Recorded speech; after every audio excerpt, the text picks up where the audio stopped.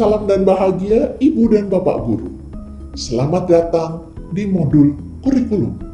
Kali ini kita akan mempelajari apa itu kurikulum dan bagaimana kaitannya dengan pembelajaran. Ini penting agar kita dapat lebih memahami peran dan fungsi kurikulum dalam pembelajaran.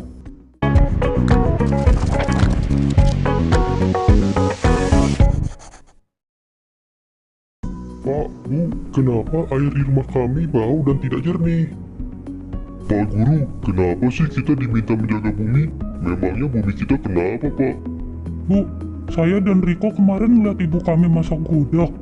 Di daerah lain ada gudeg juga nggak sih, Bu? Bu, luar biasa ya perkembangan anak-anak zaman sekarang. Saya kadang kaget mereka tahu informasi itu dari mana, padahal saya belum ajarkan.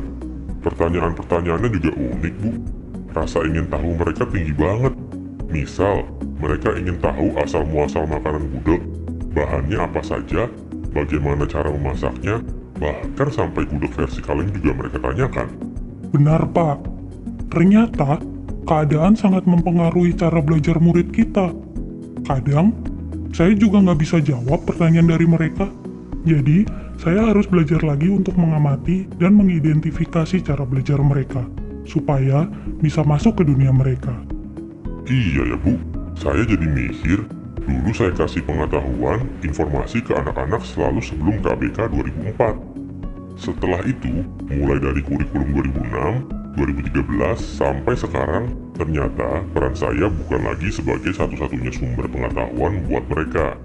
Kemajuan teknologi membuat pengetahuan dapat diakses anak-anak tanpa batas, membuat murid-murid kita punya banyak pilihan cara belajar. Iya, Pak. Berarti kita juga harus meningkatkan kompetensi kita nih, Pak. Wah, iya tuh Bu. Pandemi ini awalnya sempat bikin saya pesimis dengan perkembangan murid. Tapi setelah saya rasa-rasa dan perhatiin, kok murid malah semakin berkembang dengan cara belajar mereka sendiri ya. Saya juga jadi terdorong harus melek teknologi dan belajar untuk mengimbangi dan membantu mereka. Betul, Pak.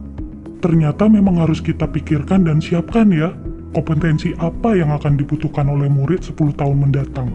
Tapi gimana ya, Pak, cara membangun kompetensi itu? Ibu dan Bapak Guru, terkadang kita abai terhadap perubahan keadaan. Kita menganggap pengalaman bertahun-tahun kita sebagai guru selalu mampu mengantarkan keberhasilan murid kita. Padahal murid hidup pada zaman dan keadaan yang sudah berbeda. Cara berkomunikasi, cara belajar, dan cara memandang diri dan lingkungannya berbeda dengan keadaan yang kita alami pada zaman kita. Nah, sekarang keterampilan dan kompetensi apa yang dibutuhkan murid-murid kita untuk berkontribusi dalam lingkup lokal, nasional, dan global? Bagaimana cara mereka belajar? Kurikulum seperti apa yang semestinya kita gunakan? Yuk Ibu dan Bapak, kita segarkan ingatan kita kembali. Apa sih sejatinya kurikulum itu? Sebenarnya sampai hari ini belum ada pengertian kurikulum yang mengikat secara universal. Meskipun kurikulum sering dimaknai sebagai keseluruhan pengalaman belajar murid, nyatanya lebih dari sekedar itu. Kurikulum itu kompleks dan multidimensi.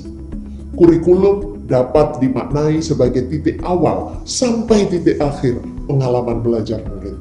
Kurikulum juga diibaratkan jantungnya pendidikan. Jika jantungnya lemah, maka proses penyaluran darah tidak lancar dan bisa berakibat fatal.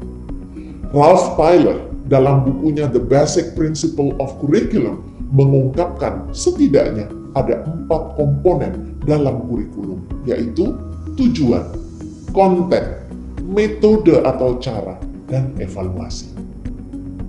Umumnya, beberapa negara mengklasifikasikan komponen kurikulum menjadi 3 bagian: tujuan pembelajaran atau konten, panduan pedagogi, dan panduan asesmen.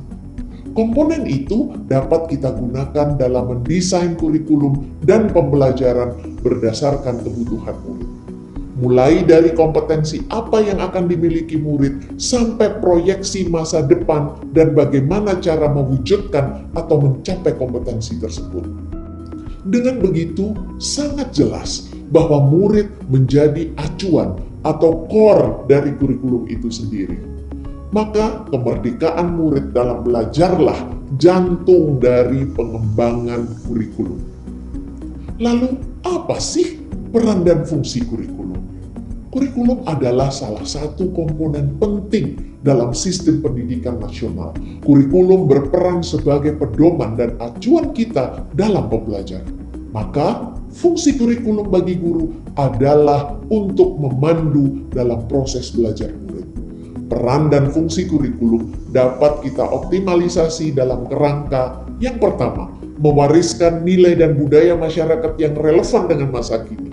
Kedua, mengembangkan sesuatu yang dibutuhkan saat ini dan masa depan. Dan yang ketiga, menilai dan memilih sesuatu yang relevan atau kontekstual sebagai kontrol sosial. Murid-murid kita yang beragam suku, budaya, bahasa, adat istiadat, dan agama harus menjadi pijakan awal dalam pengembangan kurikulum. Sehingga kurikulum dapat digunakan sesuai dengan konteks di mana satuan pendidikan itu berada. Ibu dan Bapak guru, sesuai peran kita sebagai ujung tombak implementasi kurikulum dalam proses pembelajaran, kita harus tahu bahwa kurikulum nasional itu perlu disesuaikan dengan kebutuhan satuan pendidikan. Oleh sebab itu, pengembangan kurikulum diperlukan di setiap satuan pendidikan. Disinilah peran kita sebagai pemilik dan pengembang kurikulum di satuan pendidikan. Kita harus melakukan adaptasi sesuai dengan konteks dan karakteristik murid. Begitupun dengan pembelajarannya. Kitalah yang lebih mengetahui kebutuhan murid-murid kita, kompetensi apa yang dibutuhkan, dan bagaimana cara mewujudkannya. Proyeksi pendidikan 2030 yang dilakukan oleh OECD mengarahkan bahwa kompetensi tidak hanya fokus pada kognitif, sikap, psikomotorik, tetapi juga ada value atau nilai yang melengkapi kompetensi murid. Saat ini, kualitas literasi dan numerasi kesehatan mental dan sosial emosional murid merupakan fondasi atau prasyarat yang diperlukan murid. Ini untuk membangun kompetensi transformatif dengan siklus belajar, antisipasi, aksi, refleksi menuju pembelajar sepanjang hayat. Transformasi pembelajaran dengan paradigma baru menekankan pada penguatan kompetensi dan materi esensial atau bermakna. Bukan banyaknya materi atau konten yang didapatkan murid, melainkan konten materi yang esensial dalam pembelajaran yang dilaksanakan secara mendalam. Proses pembelajaran tersebut salah satunya dapat menggunakan siklus pembelajaran inquiry yang menekankan pada rasa ingin tahu sebagai dorongan belajar yang kuat pada murid. Pentingnya rasa ingin tahu murid perlu kita munculkan, kemudian digabungkan dengan obrolan atau percakapan yang menjadi bagian dari pembelajaran. Pertanyaan-pertanyaan terbuka seperti mengapa, apa, dan bagaimana merupakan cara guru untuk menstimulasi tujuan belajar murid, mengeksplorasi apa yang telah mereka ketahui sehingga menghasilkan dampak yang bermakna dalam penyelidikan-penyelidikan yang mereka lakukan. Lalu seperti apa siklus pembelajaran inquiry itu? Yang pertama, menyalakan rasa ingin tahu murid perlu dilakukan agar membuat imajinasi mereka berjalan dan bekerja dalam pikirannya. Yang kedua, mencari tahu, mengumpulkan data, fakta, dan bukti dari eksplorasi apa yang murid telah ketahui, serta menemukan informasi baru dengan beragam keterampilan yang mereka miliki. Yang ketiga, memilah, mengorganisasi, menganalisa, menerjemahkan, dan mengomunikasikan apa yang murid pelajari dengan berfokus pada peningkatan keterampilan berpikirnya. Yang keempat, membuat koneksi, mencoba menghubungkan dengan topik lain yang terkait dengan konteks diri murid dan lingkungannya. Yang kelima, menyelami, mendalami, mendorong murid mengambil makna atau esensi dari kegiatan belajarnya melalui penyelidikan. Juga murid mendalami atau menyelami rasa ingin tahu lebih jauh dari pertanyaan-pertanyaan yang belum terjawab dalam diri mereka. Yang keenam, aksi atau tindakan merefleksikan apa yang telah murid pelajari dan membuat aksi nyata dari pembelajaran bermakna yang didapatkannya. Aksi ini muncul karena inovasi internal dari dalam diri murid.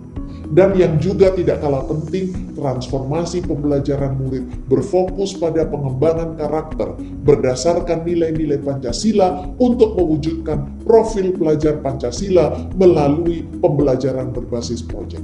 Dengan demikian, diharapkan murid dapat memberikan dampak positif bagi dirinya sendiri dan lingkungannya kelak. Ibu dan Bapak Guru, setelah memahami peran dan fungsi kurikulum, apa yang selanjutnya dapat kita lakukan untuk mewujudkan proses pembelajaran yang berpihak pada murid? Selamat belajar, Ibu dan Bapak Guru hebat. Salam dan bahagia.